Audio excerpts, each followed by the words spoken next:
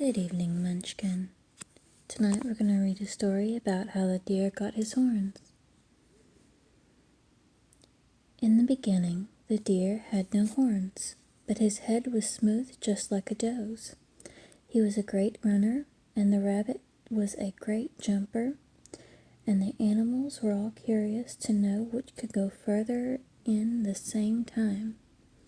They talked about it a good deal, and at last arranged a match between the two, and made a nice large pair of antlers for a prize to the winner.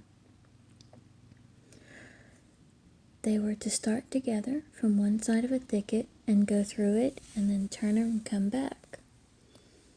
And the one who got out first was to get the horns.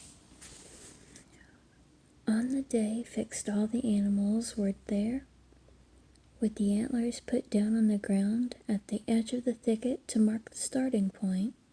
And while everyone was admiring the horns, the rabbit said, "I don't know this part of the country. I want to take a look through the bushes where I am to run."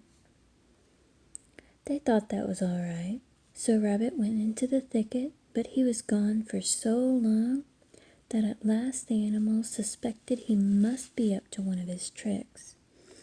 They sent a messenger to look for him, and away in the middle of the thicket he found Rabbit gnawing down the bushes and pulling them away until he had a road cleared nearly to the other side. The messenger turned around quietly and came back and told the other animals.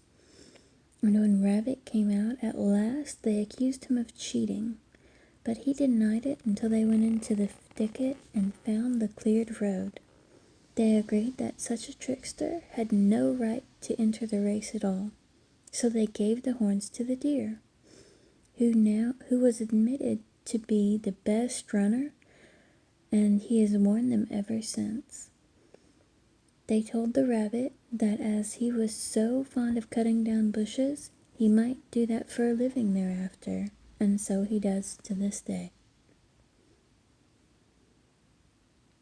Alrighty, that's the end of tonight's story.